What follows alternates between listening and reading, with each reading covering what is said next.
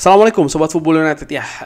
Informasi di video sebelumnya sudah gue sampaikan ya bagaimana memang Benjamin Sesko ini sedang diperebutkan Newcastle United dan juga Manchester United. Nah, dari sudut pandang Manchester United ya, gue sebagai fans Manchester United yang ringan amatiran ini seperti apa melihat keadaan ini. Gue tulis di judul ya, ini ada semacam kayak peluang dan juga keraguan, kurang lebih seperti itu. Peluang ya, Benjamin Sesko ini salah satu talenta besar di Eropa, sudah diamati oleh Manchester United selama bertahun-tahun. Bahkan Benjamin Sesko juga secara konsisten menurut gue dikaitkan dengan klub-klub besar hampir setiap kali ada bursa transfer. Yang terakhir tentu saja dengan Arsenal ya, bursa transfer musim panas kali ini, sebelum akhirnya Arsenal memutuskan untuk bergerak menuju ke Victor Gyökeres yang akhirnya bisa didaratkan. Tapi sebelumnya kan mereka bahkan dikabarkan sudah melakukan komunikasi dan juga tawaran ya. Nah, ini menunjukkan bahwa memang Benjamin Sesko ini pemain yang luar biasa. Walaupun masih muda, sekitar 22-23 tahun, dia pun secara konsisten di Red Bull Group ya. Menurut gue dari Salzburg, dia pindah ke Leipzig, tentu saja dari Austria ke Jerman, kompetisi yang lebih tinggi lagi. Tapi secara konsisten menurut gue, dia bisa menunjukkan performa yang bagus dan juga kontribusi berupa gol yang bagus pula. Walaupun misalnya di Red Bull Leipzig juga ada pergolakan ya kan, pergantian manajer atau pelatih kepala, tapi Benjamin Sesko tetap menjadi pilihan utama dan dia juga tetap bisa membuktikan nih menjadi andalan di lini depan untuk Red Bull Leipzig.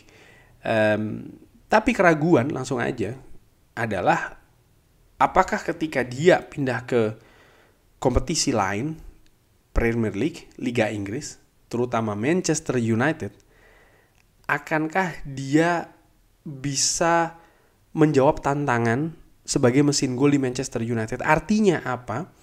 Menurut gua, Benjamin Sesko akan dituntut untuk progresif. Dia akan diminta untuk meningkat lagi, dan meningkatnya pun tajam. Bayangkan dia dari Salzburg nih, Red Bull Salzburg di Liga Austria, tampil cukup bagus ya kan, menjanjikan potensi besar. Pindah ke Red Bull Leipzig, dia bisa jawab tantangan menurut gua. Di Bundesliga tentu saja dengan klub-klub raksasa, Bayern Munchen, Borussia Dortmund misalnya, Bayer Leverkusen, dan klub-klub lain yang menurut gua kualitas secara kompetisi juga lebih tinggi ya dibanding dengan Bundesliga Austria. Benjamin Sesko bukan hanya survive, tapi dia juga bisa menjawab tantangan. Artinya dia bisa menaikkan lagi kapasitas bermainnya.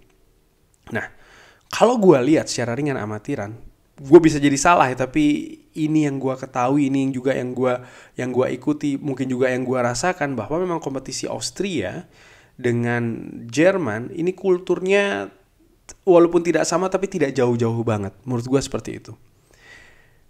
Tantangan selanjutnya adalah ketika dia pindah ke kultur yang lebih jauh lagi nih, dengan keadaan yang nyaris tidak sama menurut gue ya, ke Premier League.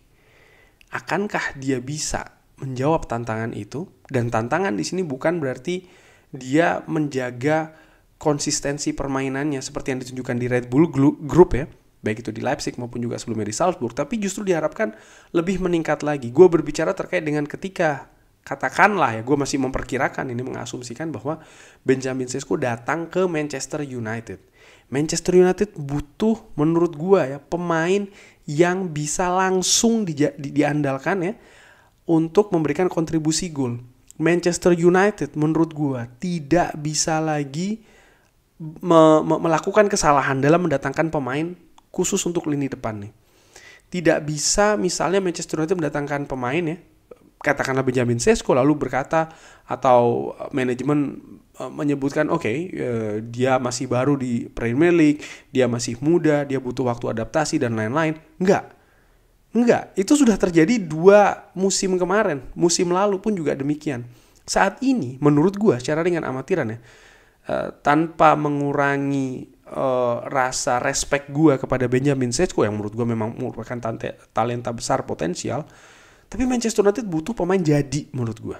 Pemain yang memang seperti gue katakan ya, langsung bisa diandalkan untuk mencetak gol. Di mana? Di Manchester United yang bermain di Premier League, di Liga Inggris dengan segala tantangannya, medianya, fansnya, karakter negaranya, kompetisinya, dan lain-lain.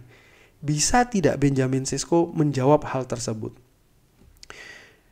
Dan kalau melihat misalnya keadaan untuk mendatangkan Benjamin Sesko saat ini kan hal yang luar biasa menurut gue. Paling tidak dari dua hal. Nomor satu adalah dari harga. Untuk pemain yang berusia 22 tahun, harganya kalau tidak salah dari Fabrizio Romano mengatakan sekitar 70-80 juta euro. Ini angka yang tinggi.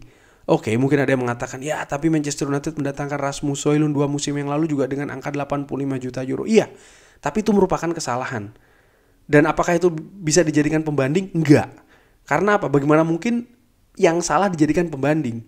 Harusnya kan tidak seperti itu. Harusnya menurut gue saat ini Manchester United lebih cerdik lagi, lebih teliti lagi dalam mengeluarkan uang, dana untuk bisa mendatangkan pemain. Jadi tidak lagi secara sembarangan ya. Karena menurut gue secara ringan amatiran mendatangkan Rasmus Højlund dengan angka 80 juta euro paling tidak ya. Ini merupakan sebuah kegiatan sembarangan yang tidak bisa dicontoh dan tidak bisa lagi dijadikan pembanding. Nah, kali ini dengan Benjamin Sesko, menurut gua mendatangkan 22 tahun pemain ya, dengan angka 80 juta euro, katakanlah seperti itu, nih angka yang sangat tinggi sekali. Investasi yang sangat besar sekali, di mana kalau Manchester United mendatangkan pemain dengan angka katakanlah 80 juta euro, maka pemain tersebut menurut gua harus bisa langsung menjawab tantangan. Di musim itu juga tidak bisa lagi dengan katakan diberikan waktu beradaptasi mungkin setengah musim, 1 musim. No, kali ini tidak bisa lagi hal seperti itu menurut gue secara dengan amatiran. Sehingga ini yang harus dipertimbangkan betul oleh manajemen Manchester United, oleh tim teknis Manchester United ketika memang mereka memutuskan ya untuk kita kejar Benjamin Sesko. Jadi dari satu faktor dulu adalah faktor harga. Faktor nomor 2, menyambung tadi omongan gue ya, yaitu Manchester United tidak sendirian ini. Ada pesaingnya. Dan pesaingnya Manchester United ini juga tidak main-main. Artinya begini, Newcastle United, mereka tampil di Champions League musim ini. Mereka punya situasi keuangan yang lebih bagus. Mereka tim yang lebih stabil menurut gue, dibanding dengan Manchester United yang sangat fluktuatif sekali ya pergerakannya. Nah, hal-hal seperti ini gue pikir dari dua faktor tadi ya, bahwa pemain ini mahal, lalu ada pesaing juga. Ya, Manchester United ini tidak bisa tanpa pertimbangan yang sangat matang sekali. Seandainya sekali lagi mereka memutuskan secara serius seperti yang beberapa informasi ya, yang mengabarkan bahwa Manchester United ini bergerak untuk mendatangkan Benjamin Sesko. Gua sendiri kalau ditanya ya, bagaimana Bang Benjamin Sesko segala macam, gue melihat dan gue akan terus merefer ya dengan apa yang pernah gue katakan bahwa sampai dengan Benjamin Sesko datang ke Manchester United, gue lebih memilih Manchester United sekaligus juga mengharapkan Manchester United mendatangkan pemain dengan karakter yang berbeda, bukan lagi pemain muda, bukan lagi pemain yang berasal dari kompetisi luar Inggris. Itu menurut gue karena selama 2 musim terakhir paling tidak ya, Manchester United mendatangkan pemain muda, pemain yang berasal dari luar Inggris dengan apapun situasinya saat ini. Tapi itu kan keadaan ketika Manchester United mendatangkan pemain depan maksud gue ya, selama 2 musim terakhir, dan Manchester United kesulitan. Tentu saja pemain-pemain yang diincar, pemain-pemain yang masuk radar dari Manchester United yang dipantau, apalagi sampai manajemen terus memutuskan untuk bergerak mendatangkan pemain yang didiskusikan secara periode tertentu. Ini tidak mungkin pemain sembarangan. Ini pasti pemain yang memiliki potensi tinggi. Cuman sering sekali setelah Manchester United melakukan aksi untuk mendatangkan, ternyata tidak sesuai dengan yang diharapkan. Paling tidak untuk waktu-waktu awal. Dan menurut gue ini tidak bisa diulangi lagi. Artinya memang harus mendatangkan pemain dengan situasi yang berbeda, karakter yang berbeda, pemain yang lebih senior misalnya, pemain yang memang sudah terbukti di Liga Inggris. Gue melihat seperti itu.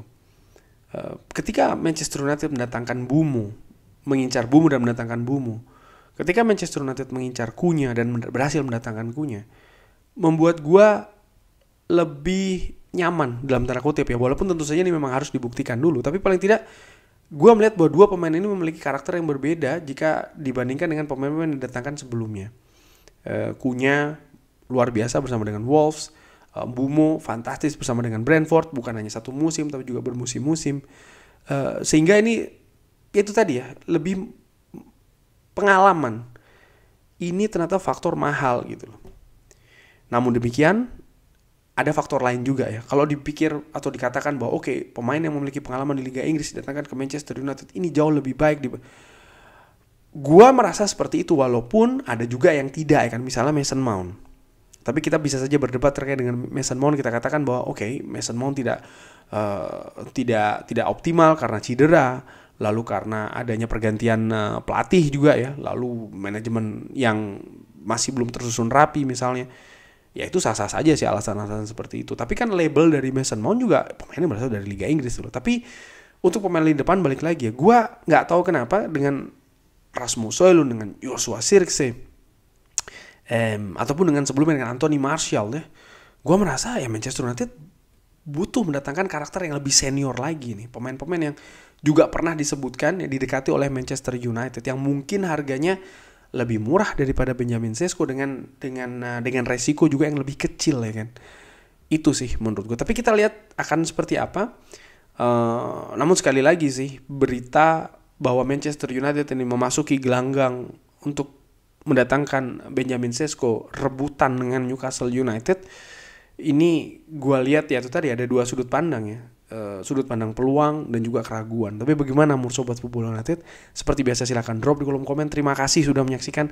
Jangan lupa like, sholat, dan juga subscribe. Gue doakan semoga semuanya dalam lindungan Allah, sehat-sehat selalu, sehat-sehat semuanya sekeluarga, murah-murah rezekinya, dilancarkan terus kegiatan positifnya. Tolong doakan gue juga ya supaya kita sama-sama. Sekali lagi jangan lupa like, sholat, subscribe, jangan judol. Wassalamualaikum warahmatullahi wabarakatuh. Thank you.